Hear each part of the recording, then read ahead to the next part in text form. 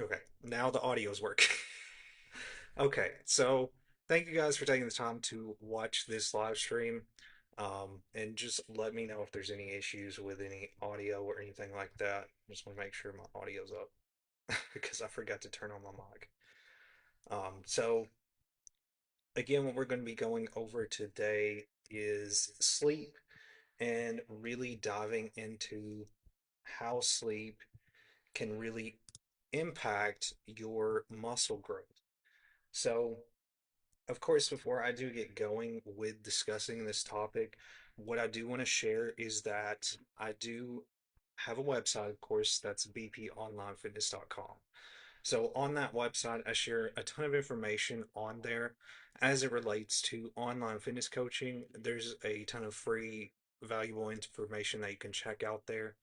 I have my latest live stream usually gets uploaded to my platform or my website each and every Wednesday. And then I do archive these videos that I do here on YouTube, or excuse me, I do archive these videos that I do on Facebook and then move them to YouTube so you can watch them at a later time if you do miss any of the streams. And I've been trying to change things up so you can see me full screen instead of at the bottom of the screen. And I'm trying to get used to it because I take up the whole screen. So just let me know if you can't see anything good. But I figured this would be a little bit better so I can kind of be more face to face with you guys, and discuss this a little bit better and have a little bit more, make it more interactive, in other words. Another thing too is if you're not aware, if you've not watched me before, every Tuesday I do a TikTok live stream as well. So I usually send a reminder, usually on my Facebook, I'll have a reminder that I'll post the day before I do them. And then sometimes I do try to get to sending an email reminder. Again, guys, I do have an email list that I have as well. So I send out an email newsletter every Monday, and then I usually try to send out information on upcoming streams, the latest blog posts that I usually put up, and things of that nature. So if you're interested in joining the email list, of course, it's free to do, and you'll get that information each and every week.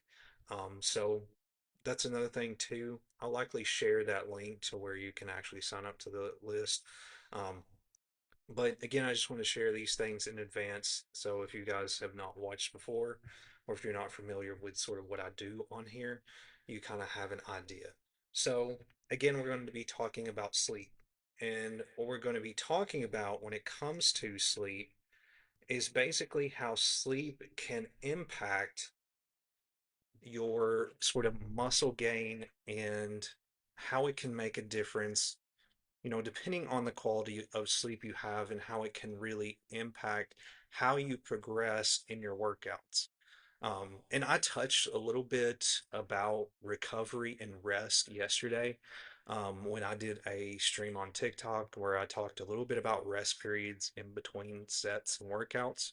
And the reason why I'm discussing a lot on rest and recovery is because this is one side of, sort of the three different pillars that a lot of people miss. And again, the three different pillars, what I usually mention when it comes to having a sustainable workout routine and having a workout routine that is going to work for you, is balancing your workouts, your nutrition, and your recovery.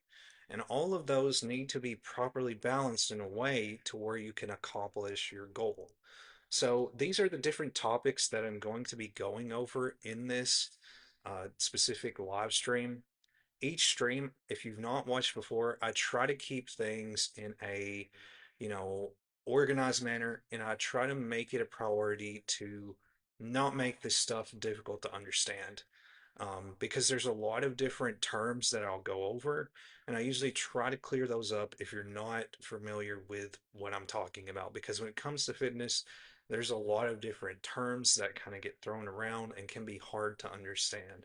But when I do these streams, I try to make it a priority to make it to where you can understand these a little bit better. Because I know that not everybody is constantly studying fitness or, in the same way that I am, because I'm always I always have to study it because it's a part of my certification. I always have to be up to date with everything that's changing.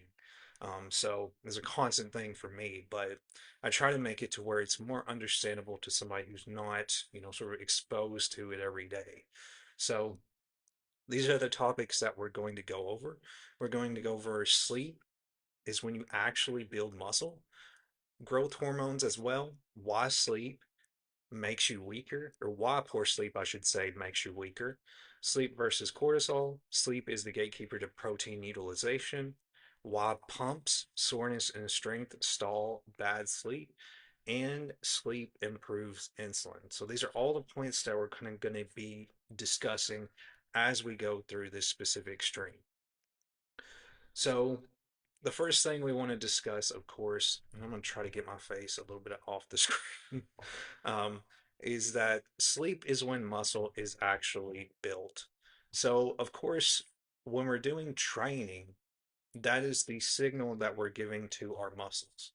That is what's, of course, creating stimulus and creating, sort of that reaction to where the muscles are having that stimulus and trying to adapt as we continue to progress in routine.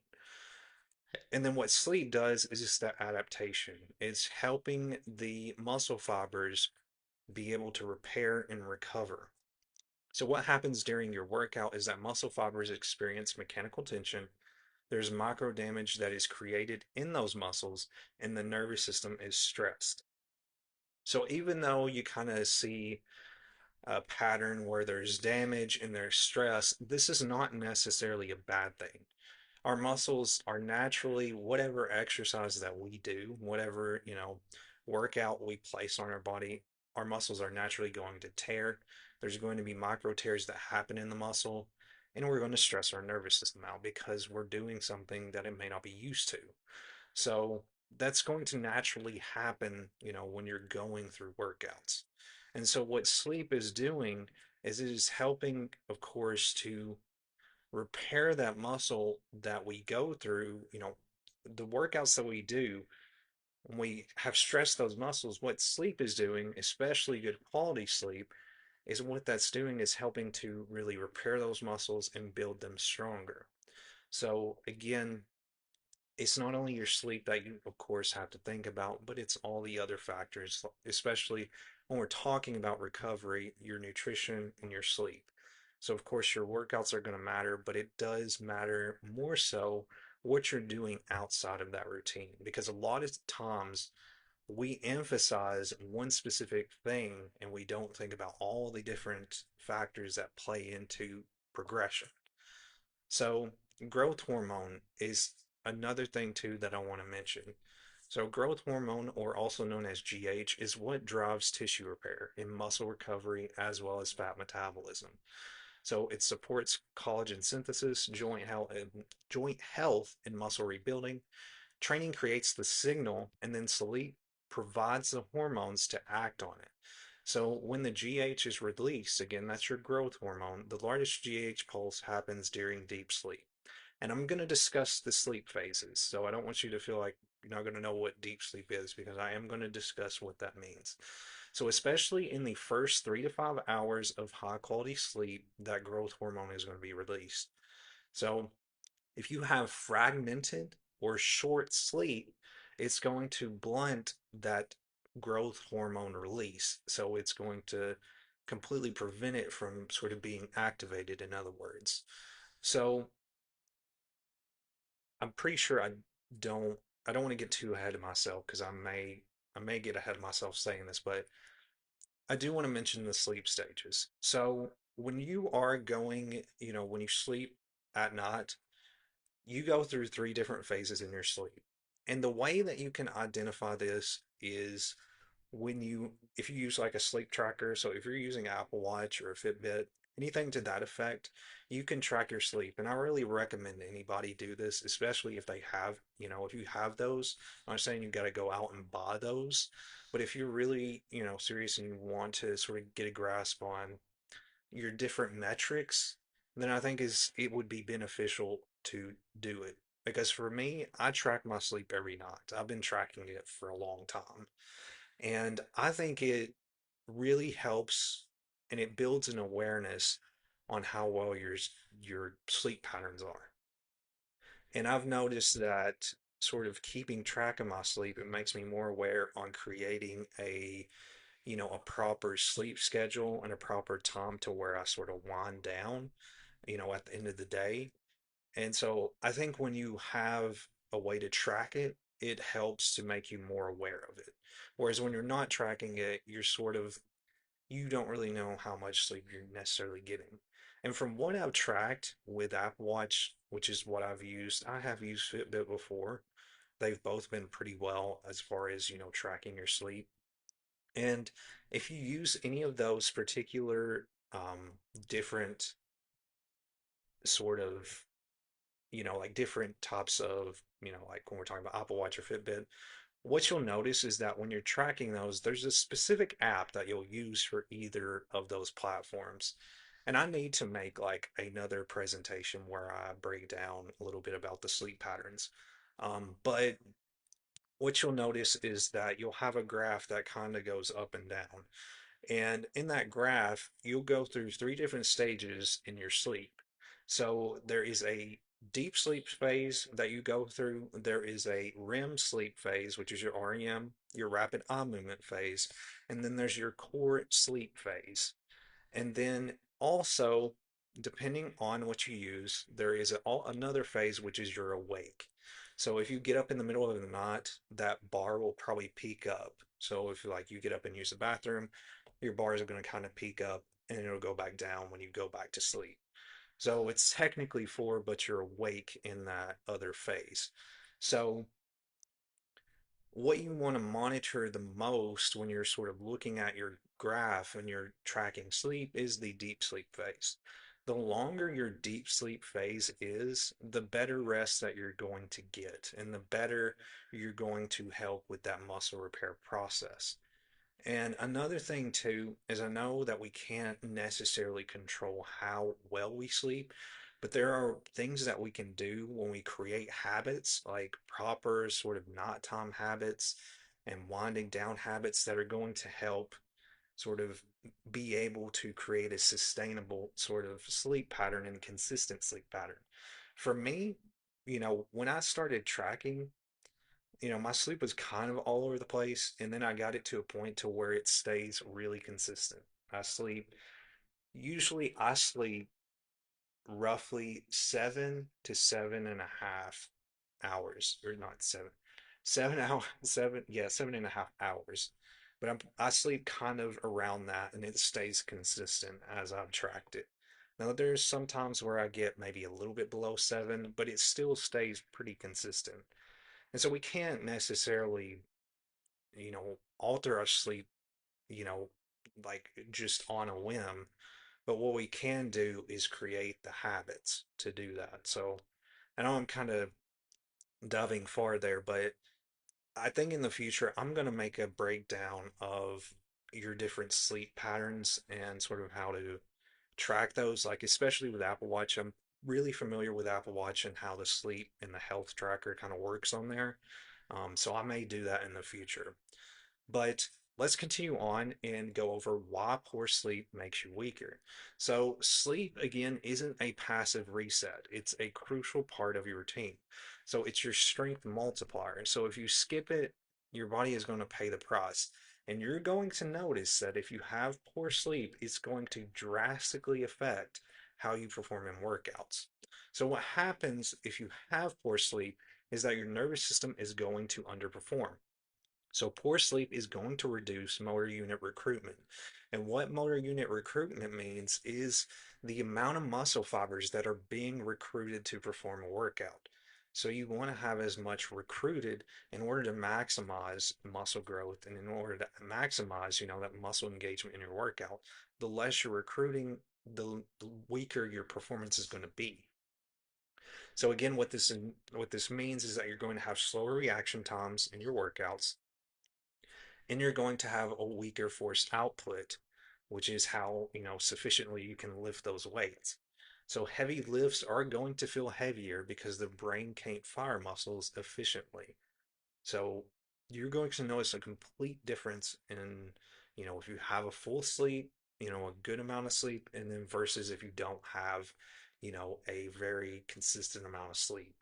So this is also going to lead to, of course, reduced muscle fiber engagement.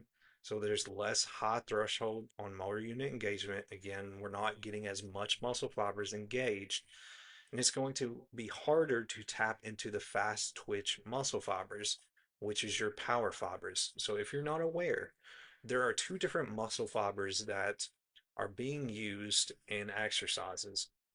You have your slow twitch and then you have your fast twitch muscle fibers. And a lot of times the fast twitch muscle fibers take a little bit more in order for those to be activated.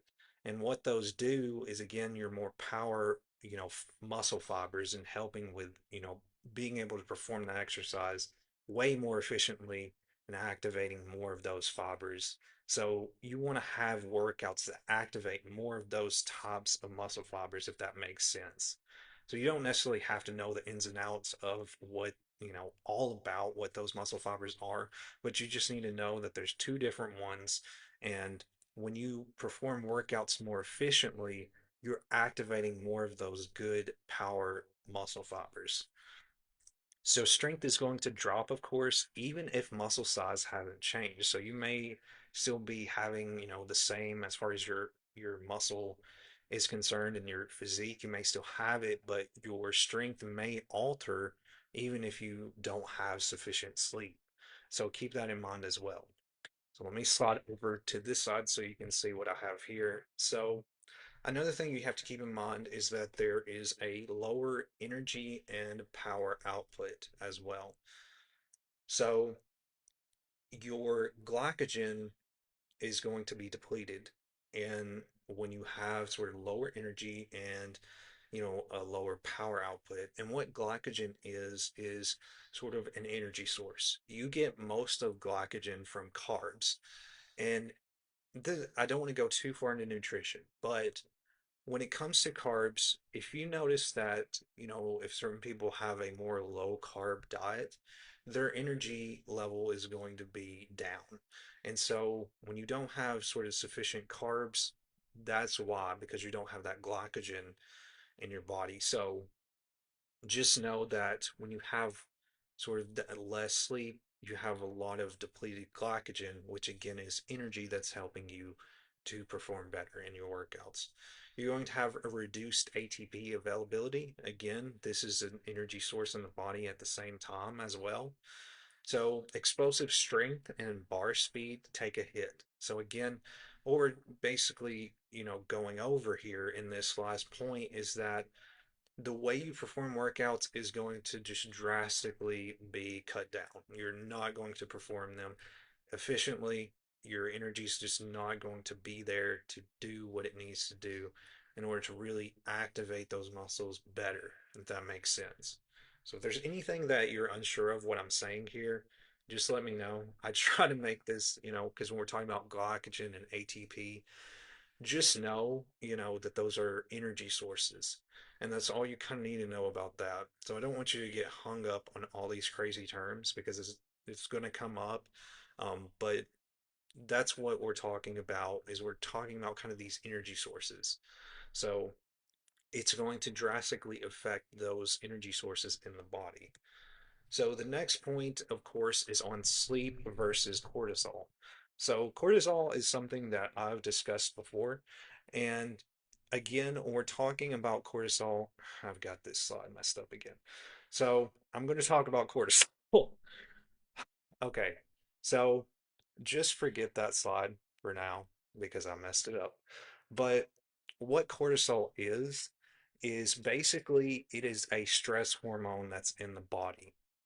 And so when we're talking about, cortisol in itself, when you have a lot of stress, so again, poor sleep itself can affect your cortisol and it can increase it. So the more you have sufficient sleep, the more it's going to lower your cortisol level. So you want to have your cortisol level lower rather than higher. So just know that when we're talking about sleep and cortisol, what cortisol means is it's a stress hormone. And when that stress hormone is really high, it's going to affect how you perform in workouts, and it's going to affect a lot of your recovery side of things. So your body's not going to recover as efficiently if that, stress hormone is really high. So that's what you kind of need to know about cortisol. I'm sorry I messed up that slide. But it's basically what cortisol is again, when you have poor sleep, that cortisol level goes up, and that stress hormone goes up. When you have too high of that specific stress hormone, it's going to affect your progression.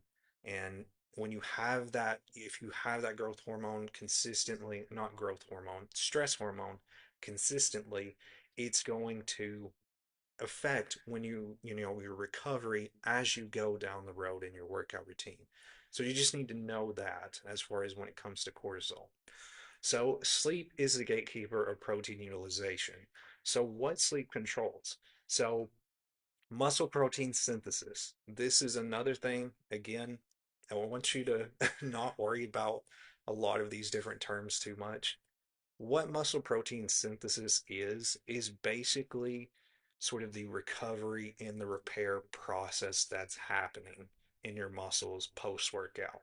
That's what MPS is, and that's all you need to know. But what's happening is that your sleep does have an impact on that muscle repair and that muscle protein synthesis process. So there's tissue repair and rebuilding that's happening. And then there's also hormonal signals that allow protein to be used for growth. So, like I just mentioned with cortisol, with that being a stress hormone. So, you not only have good hormones that are going to help, which is more of your growth hormones, but you have those negative ones.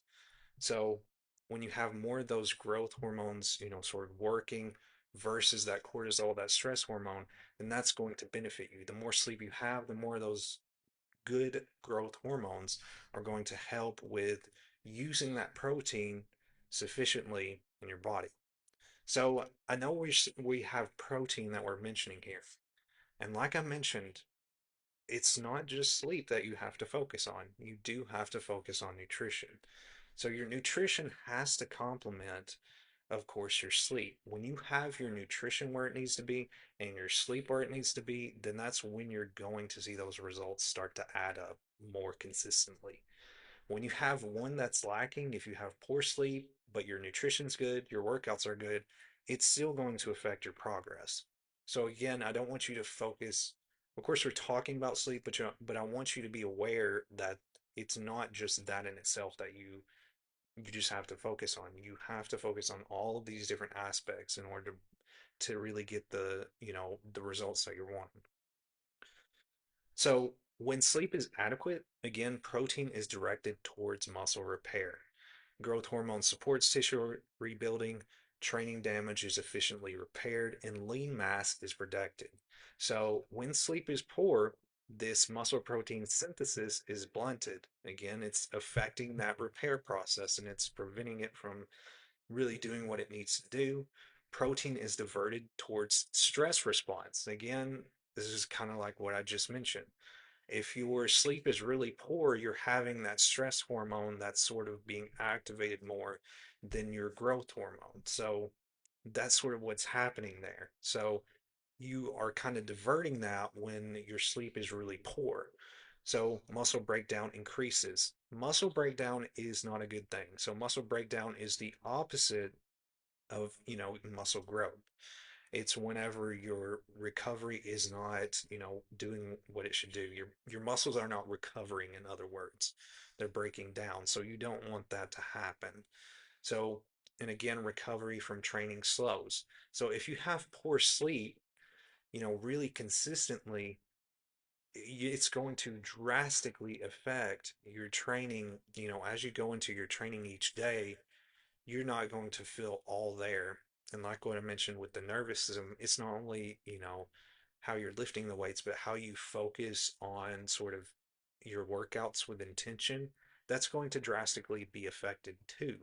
So you have to think about that as well. So the next point I want to go over is why pumps, soreness, and strength stall with bad sleep. So when it comes to these different aspects. I don't want you to think that when you don't have, muscle pump or when you don't have soreness, that you're not progressing because you can still progress even if you don't have, these different things happening. But when you have more of these things happening in a consistent manner, then it may be something that you need to focus on, and it may be that you need to address your sleep more. So, weak pumps.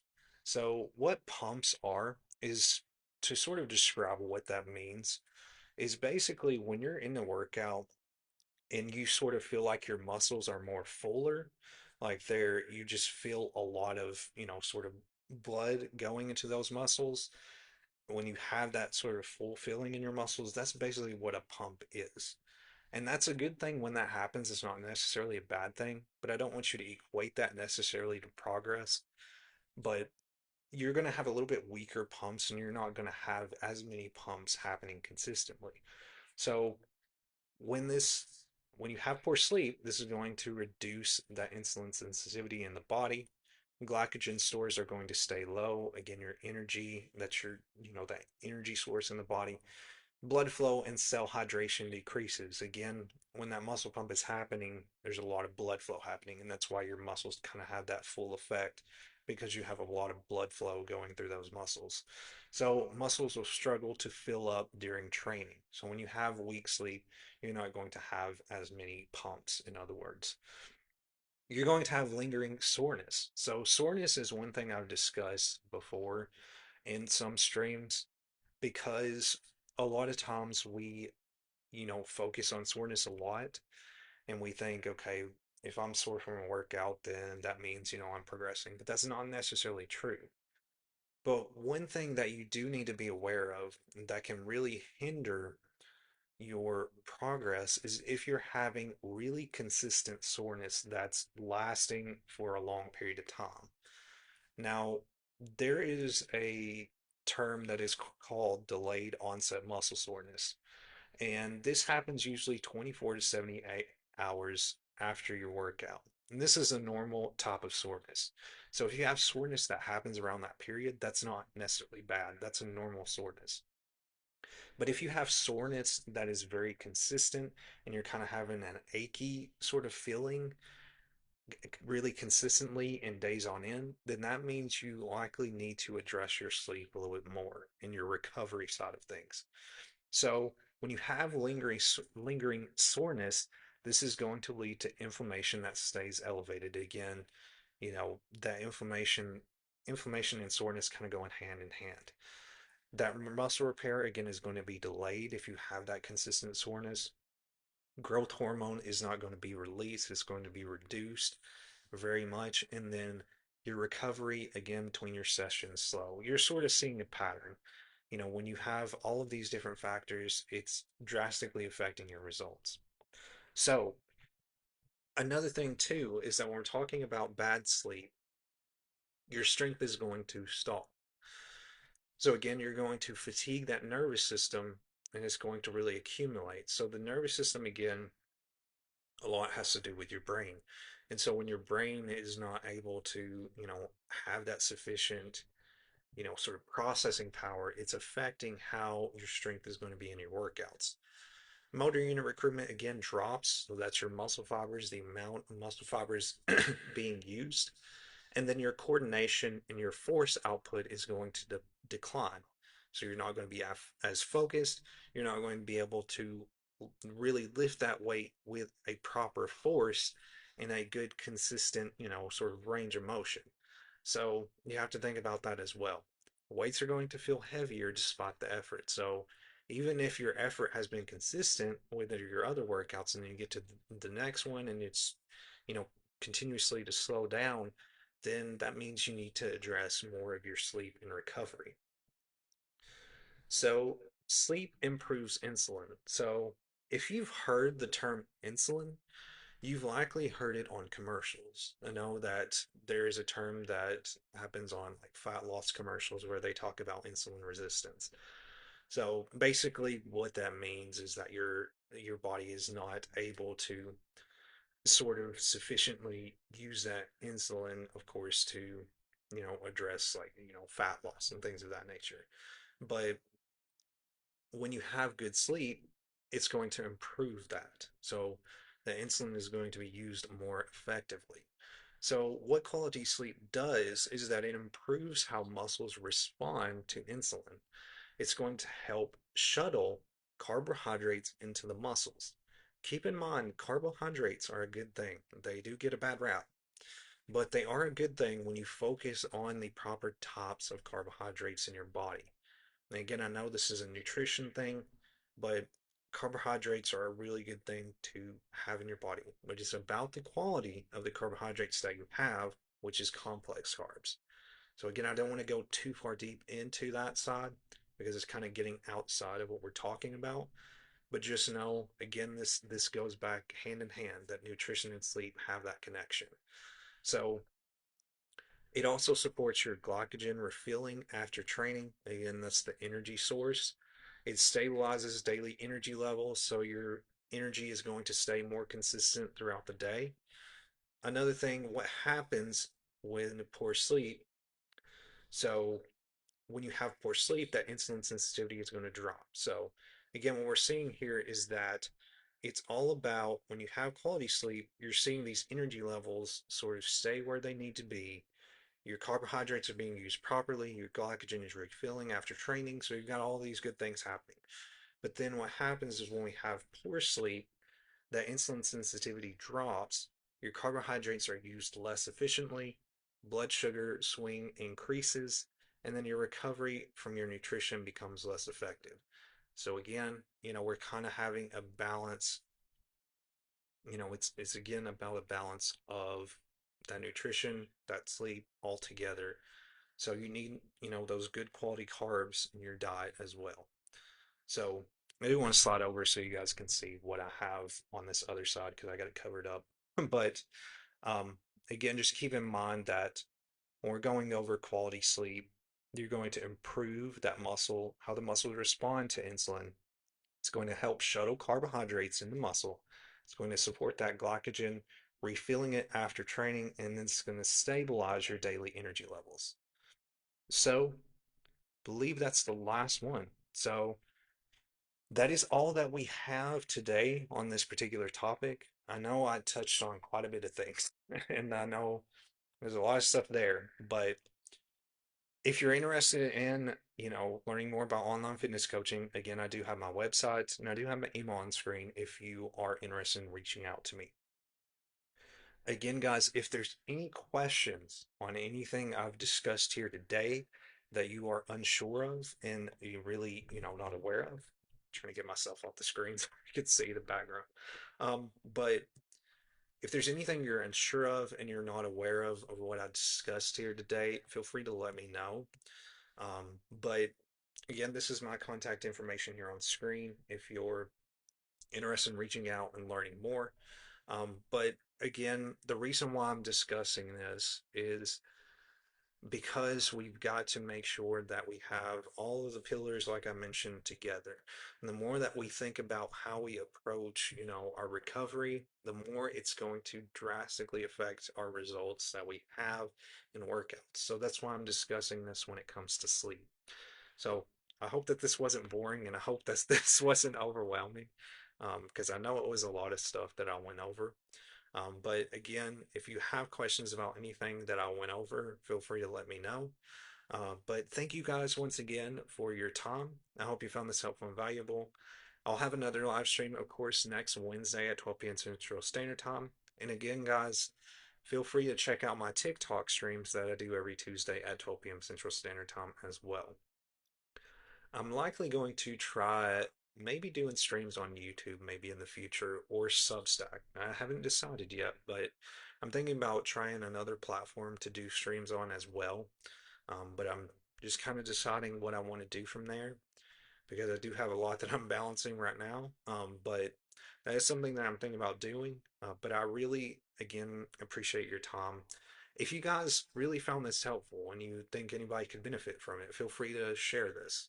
This is free for anybody to access. So this is all information that you can use. I try to make this, again, something that others can use at the same time. But this will be uploaded to YouTube, of course, so you can share it there as well once it gets uploaded, or you can share it here from Facebook.